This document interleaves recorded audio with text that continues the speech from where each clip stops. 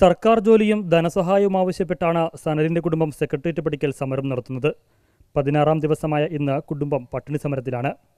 സമരവേദിയിൽ ഐക്യദാർഢ്യവുമായി Suresh Gopi M P എത്തി. വീടിന്റെ ജപ്തി നടപടികൾ ഒഴിവാക്കുന്നതിന് വനിതാ വികസന കോർപ്പറേഷനിലെ വായ്പാ തിരിച്ചടവ് ഏറ്റെടുക്കാമെന്ന് അദ്ദേഹം പ്രഖ്യാപിച്ചു.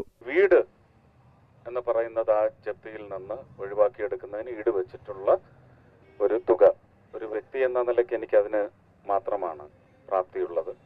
വനിതാ വികസന കോർപ്പറേഷനുമായിട്ട് സംസാരിച്ച് അതിനൊരു നീക്കുപോക്ക് ഉണ്ടാക്കുകയാണെങ്കിൽ അവർക്ക് അവരുടെ മുതലെടുത്ത് തലയൂരാം. ക്രിസ്മസ് ദിനത്തിൽ അപ്രതീക്ഷിതമായി തങ്ങളെ തേടിയെത്തിയ ആ സഹായ വാഗ്ദാനത്തോടുള്ള സനലിന്റെ ഭാര്യ വിജിയുടെ പ്രതികരണം ഇപ്രകാരം: നന്ദി എന്ന് പറഞ്ഞാൽ അത് വെറുമൊരു വാക്കായി പോകുന്നെങ്കിലും നന്ദി എന്നല്ലാതൊന്നും പറഞ്ഞു. അതേസമയം സമരവുമായി മുന്നോട്ട് പോകാൻ തന്നെയാണ് കുടുംബത്തിന്റെ തീരുമാനം. 3 മന്ത്രിമാരും ഒന്ന് ഞങ്ങളെ വീട്ടിൽ പറഞ്ഞതാണ് 50 ലക്ഷം രൂപയിൽ ജോലിയും തരാം, 25 ലക്ഷം രൂപയുടെ കടബാധ്യത.